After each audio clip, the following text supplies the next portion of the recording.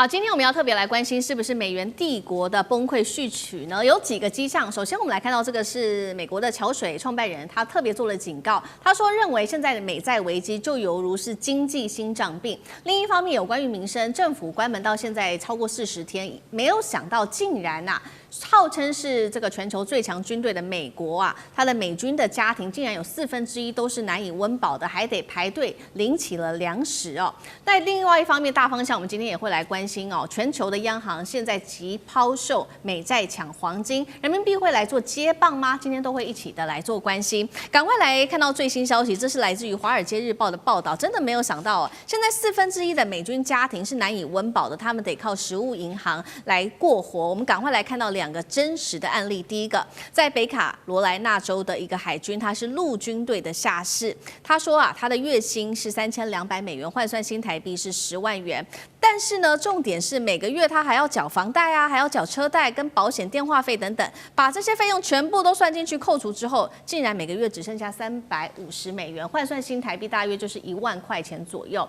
所以他太太就很心疼的说呢，看到他的先生得每次呢去这个食物银行这边的分站去领食物的时候，她说她丈夫的脸上都会露出很为难的表情，因为此而感到羞愧的一个表情，她感到很心疼。另外也是一个真实案例，在德州这边的胡德堡，清晨5点多就有数十名的士兵跟妻子，他们抱着自己的婴儿来排队领食物救济。其中特种兵的妻子，她特别说了，她手上抱着8个月大的孩子，上次她说她一等竟然等了4个小时的时间，到底怎么回事号称全球最强军力的美国1/4家庭因为政府关门是难以温饱的，还得排队领食物，到底怎么回事？干哥，好，我跟各位讲那你看陆战队下士他月薪是$3200，大约台币10万元。我们在台北我们能够找到10万元的工作那是非常高阶的 CEO 或是专业人士才有这样的薪水。我想，在对岸的话，你们的薪水比我们高得多。所以一个陆战队员他有10万台币的薪水，非常高了。可是美国的生活费就这么贵扣掉房贷、车贷、保险、电话费，扣完之后，你知道他们家庭剩下多少钱吗？他太太只剩下$350，大约剩下台币1万块，也就是9%都花在生活费上面，所以连买菜的钱都没有，只好去基地附近的食品分发站要干嘛？去领食物食物是什么？你以为是什么山珍海味？没有，美国人最基本常吃的意大利面，还有什么各种酱料的罐子，有没有？像这种酱料的罐子，你这就是罐装的酱料，你就不用，你就说买面包回来的话，你就可以自己涂了，奶油酱料这些东西的，所以这个都是军人的眷属可以去领的。那问题是，我是 Marine， 我是 Marine Corps 陆战队员，还要我的太太去排队领这个东西，很难堪。所以这是为什么？因为政府关门嘛，政府关门，所以才会造成这种结果。最近更严重因为一直没有恢复的联邦的经费。那其实这个问题不是只有政府关门，这个问题至少10多年来都是这样。就美国军人常常因为搬迁，这里面有一个很重要的一点，就是说他们如果说是像陆战队的轮调非常的这个频繁嘛，所以陆战队轮调有时候从东岸调到西岸，那你老婆是不是要跟着来？对。有些家庭他有原生家庭，他们不用这样跟着搬，但是像新婚的这些士兵的妻子或带着小孩，他就要跟着来。就看下一个那个例子，胡德堡。胡德堡是什么地方？胡德堡是美国最大装甲兵训练基地。也就是我们刚刚拿到美国的 M1A2 战车，对不对？对。那就是从胡德堡来的，所以大家就知道说，这个地方是美国最重要的装甲训练基地以及装甲兵的这个什么养成基地。这个地方非常重要。不过他在5年前竟然发生了分尸案，所以这个基地就开始有臭名在外了。但是最近大家还是赶快跑去排队，你知道为什么？因为胡德堡它本身跟香港一样大，非常大的基地，超级大基地，那大概等于是跟在北台湾，那应该算是跟台北市一样大，这么大的一个基地非常大。然后呢，因为这个基地的很多的士兵，他们的眷属也是，老实讲一句，根本他们扣掉了他们的薪资之后，就没有多余的吃饭钱。所以有一个 Alex 就是一个特种兵，他的薪水比我们刚才前面讲的那个陆战队员还要高，大概有12万台币。但是他也一大早清晨抱着他8个月大的婴儿去领什么？领食物券。那像这种食物券的事情，坦白讲一句，现在不是只有美国中下阶层会遇到，连军人的眷属都遇到，你就晓得说事情已经非常严重了。好，我们现在看到的是受到美国关门对于美国民生所造成的影响。现在担心的点就是说，一旦政府开门之后，这些士兵虽然是拿到钱了，可以开始还债了，但是有能力还债吗？还是会继续的积压美国的债务呢？这个我们会持续的做关心。另外一方面，我们来提高层次来看到美债的部分哦。现在呢，也说这个美元帝国的信任度是不是已经遭到全球给抛弃了呢？赶快来看到实际的数据，这是在全球央行黄金储备在2025年的第2季第一次超越了美债持有量，是29年来的第一次。原因可以看到，金价在近期真的是狂飙了50%，10年更是暴涨了300%。当各国央行都在抢黄金的时候，就在抛售美债。那么，美国现在更要担心的事情是，它的债务危机现在已经高达了37兆美元了。但是从本周开始，美国又启动了另外一批要发债的计划。我们来看到美国的公债再加上公司债一共是1250亿美元的美国公债，再加上400亿的公司债都要来救市。但是这个时候不是政府关门吗？这个交易上面流动性，第一个首先可能就会出问题了。接下来我们来看到桥水基金的创办人，他很担心，这位是达里欧，他说自从川普上任之后，走向了类似1930年代的威权政治削弱了美国资产对于全球的吸引力，所以呢，国际的资金正在撤离美债，转往黄金做持有。美债危机3年内，他说恐怕就会爆发经济心脏病，犹如是经济心脏病的引头那汉庭又怎么看？这是代表这个黄金已经变得更重要了，对美元霸权的不信任吗？但是美债这么高，它还要再发起更大一批的美债的这个发债潮，怎么回事？先看前面这个美军的家庭都很难过活了，那一般的老百姓又该怎么办？所以美国确实贫富差距非常的悬殊。那如果这件事情是发生在中国大陆的话，那想想一些特定媒体会怎么讲美国要崩溃啦！美国现在军人都穷到吃不起茶叶蛋，哇，穷到要去抓田鼠，可能都要去住土房都要住在鬼城里面了。当然我们还是客观的来分析就是美国虽然面临这些危机，但我们也不会立刻讲说美国就要崩溃，没有，这并不现实。那当然，目前所出现的这些都是一些征兆和讯号。首先，对美国跟美元来讲呢，全球的央行减少美国国债的持有，并且大幅的增加黄金的配置，未来美国的借贷成本当然就会上升。那国债的需求减弱了，所以债务越大，利息越高。对美国政府来说，那你每个月的负担就越来越重，压力越来越大。现在在美国持续借贷，而它的央行呢却开始转向黄金，有2种可能。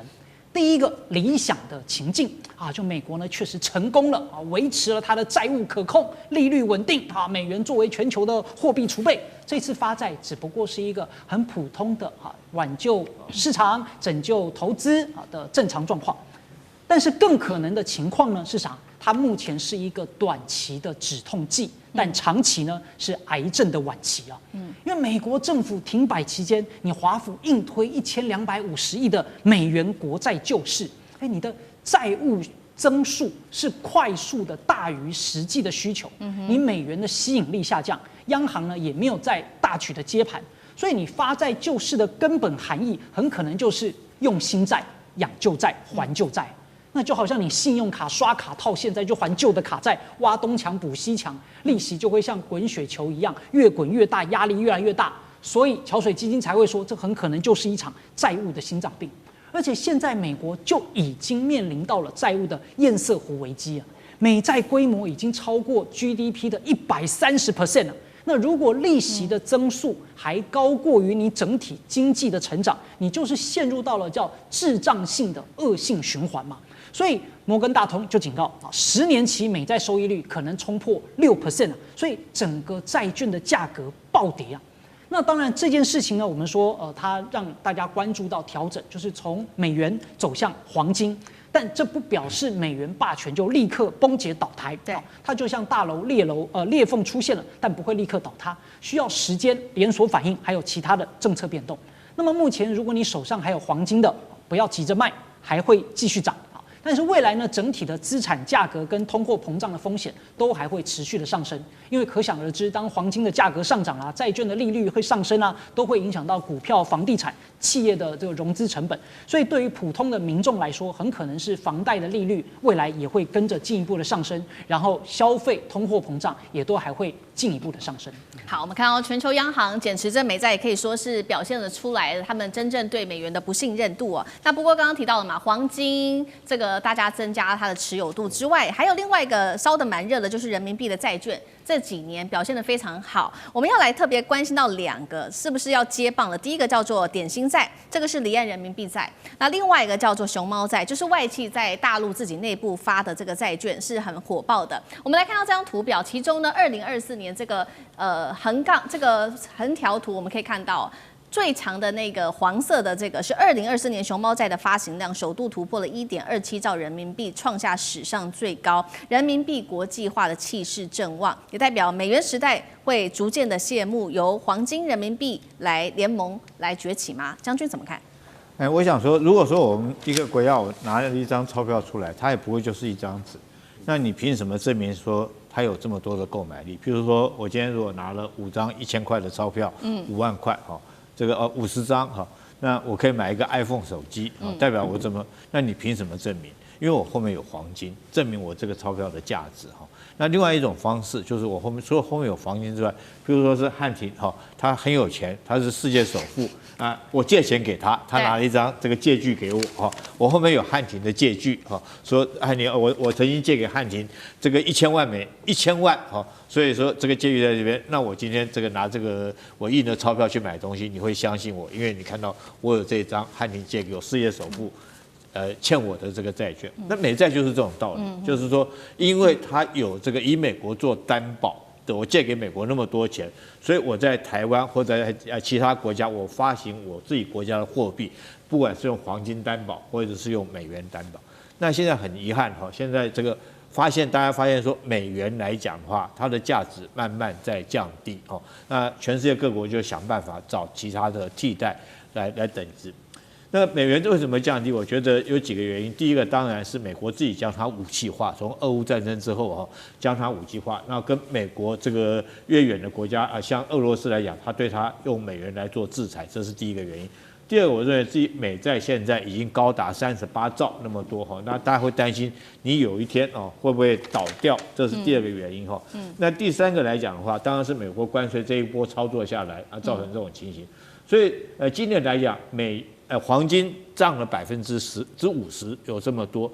所以说事情反常必有妖哈，这妖就是美金出了问题嘛，就是美元出了问题。那当然除了美金如果出了问题，大家第一个是想到是黄金哈，那第二个想到什么？我想办法找一个替代的这种能够有担保，让我安心的这种债券来代替美元。那这时候大家想到说，第二个大国是哪一个国家？就中国哈，中国所发行的债券，可能各国就会觉得说，我可以信任你这个中国，因为你后面有强大的经济实力来做担保。所以中国现在发行了2种债券，一种就是我们这边讲的点心债，一种叫做熊猫债哈。对。